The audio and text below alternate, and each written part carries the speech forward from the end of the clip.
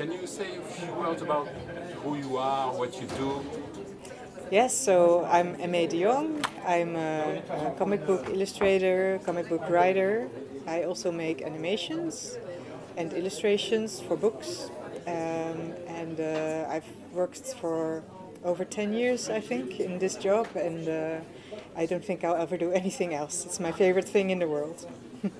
So how does it feel like, I mean, we are going to talk about your recent, works, but we have to talk about Jours de Sable.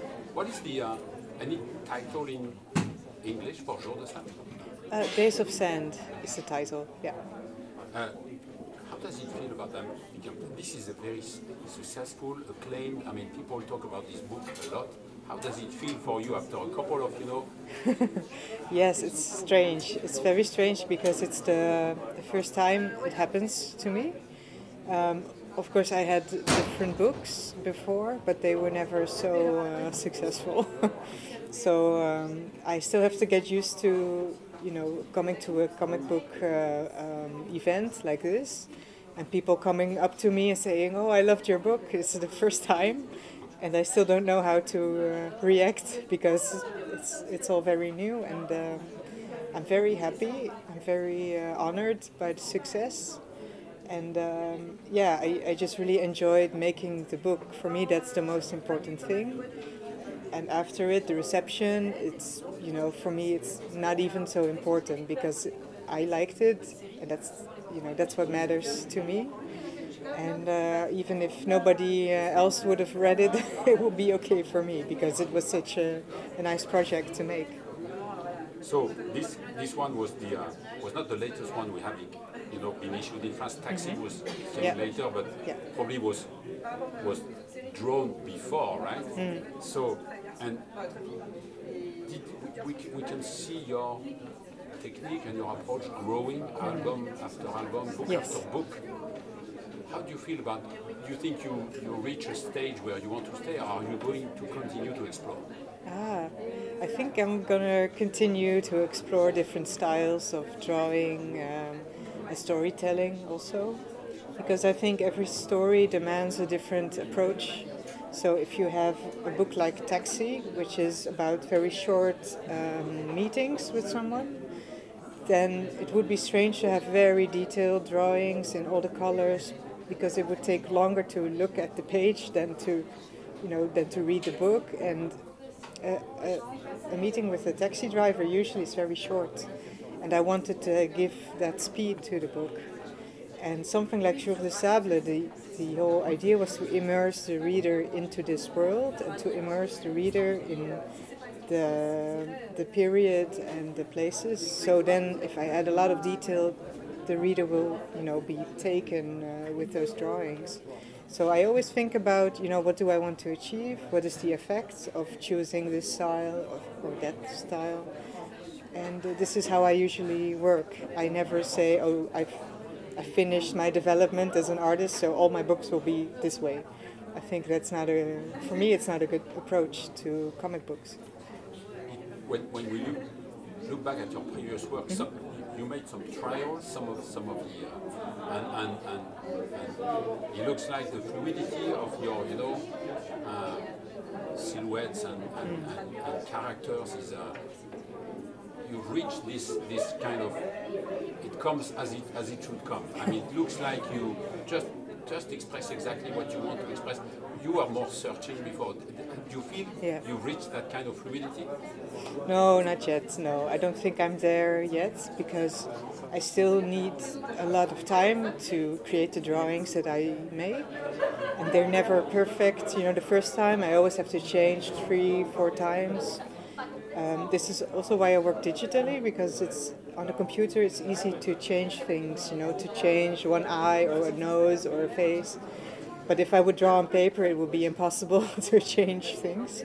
So I don't think I'm finished yet with that process, and I still, on the projects that I work on now, I still find my own borders of what I can do and what I can draw. It's an ongoing process. So I'm never done learning, for sure. You are answering one of my next questions when you talk about working digitally. I mean, when your character gets into the sandstorm out of this small house, and then it's extremely impressive. How do you achieve? How did you do that? Yeah, that was a tough page to draw. Also, the chapter with the sandstorms was really tough because my computer couldn't handle it. I made first a background drawing, and then I made the foreground, so the characters. But then I add layers and layers and layers of sand, and I play around with the transparency, you know. But at some point, I had like 20 layers, and my computer just crashed because it couldn't handle the information. I got error messages coming on my computer, so it was tough for me, but also for my computer. So in the end, it worked out, but I had to find a way to create the pictures that I wanted to create.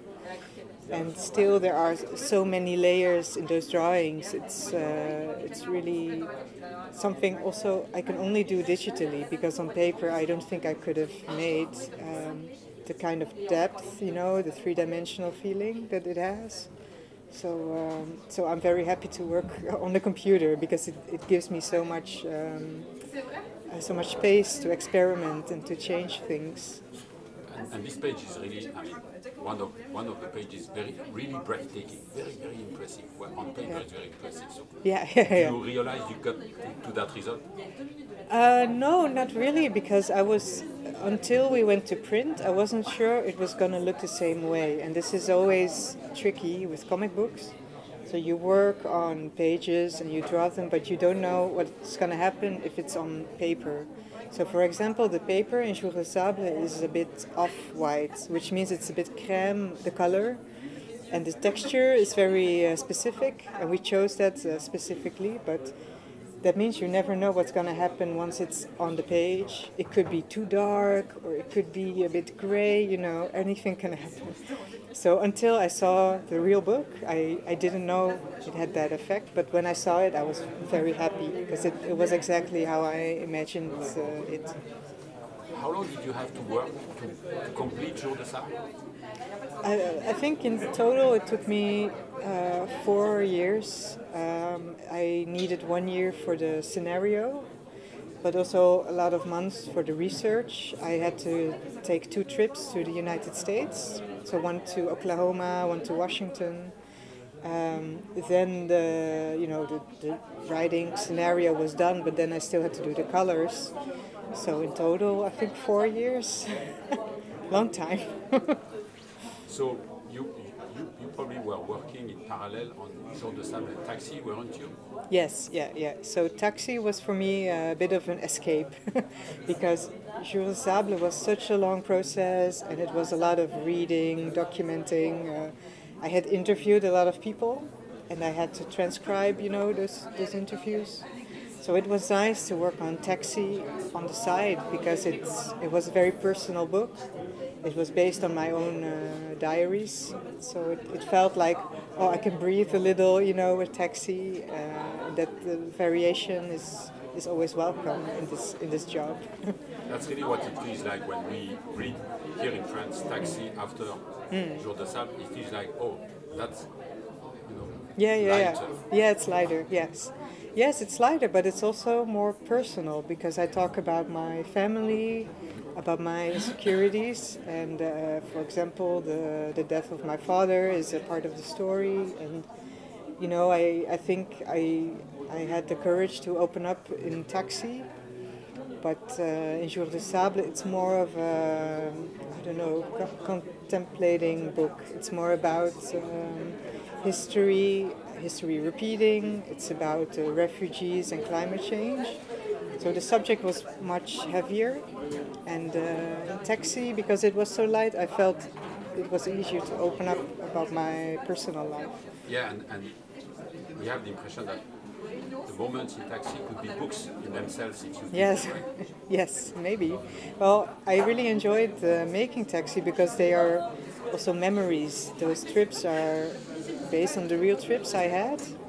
And, you know, here in France, if I take a taxi, it is maybe 10 minutes or 15 minutes. But if you go to the United States or Indonesia, the taxi drives are very long. It's like 1 hour, 1.5 hours before you reach the hotel, you know.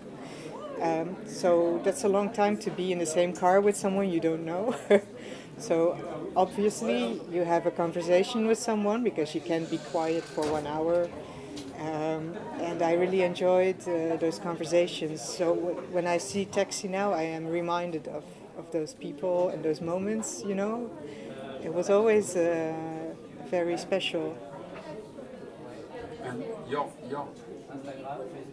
want to talk about your graphic influence. I mean, narrative, we'll discuss that if you Okay. have, you know. But graphic influence seemed to be, you know, something between some of the US guys from the 60s and some of, where did you pick? Who are the ones who really impressed you initially? Yeah, that's a good question, because when I was young, I always read the journal Spirou, for example. So I was, at the time when I was a teenager, I was very inspired by the authors from that place. So Spirou and all the authors that worked for the magazine. But I have to say, when I was about 16 years old, I discovered manga, the Japanese comics, and I completely fell in love with the black and white of the manga artists. So maybe that's why my first book was in black and white, and why Taxi is black and white, because I know, because of manga, that it's possible to leave color out of a book and you can still have an emotional impact.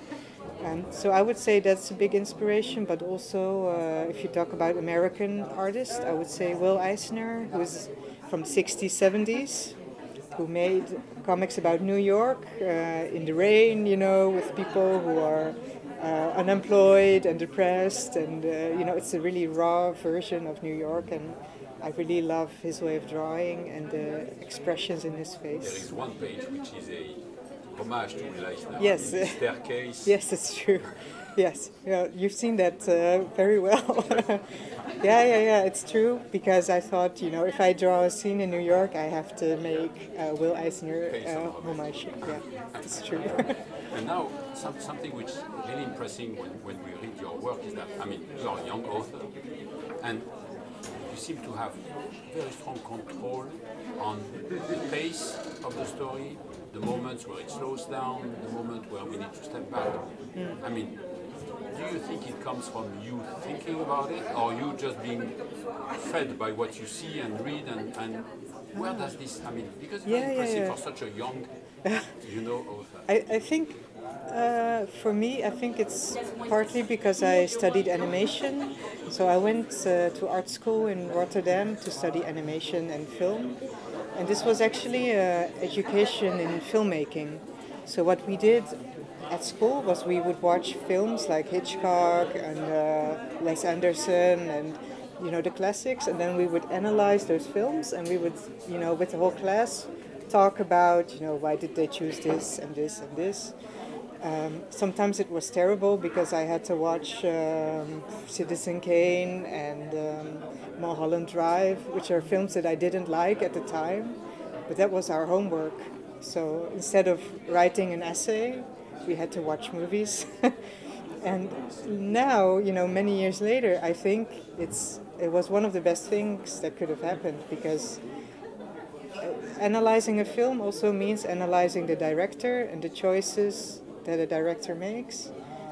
There are no coincidences in a movie. Everything is directed, and it's the same for comics. So it's not like a comic artist just accidentally draws a picture. No, it's always a choice.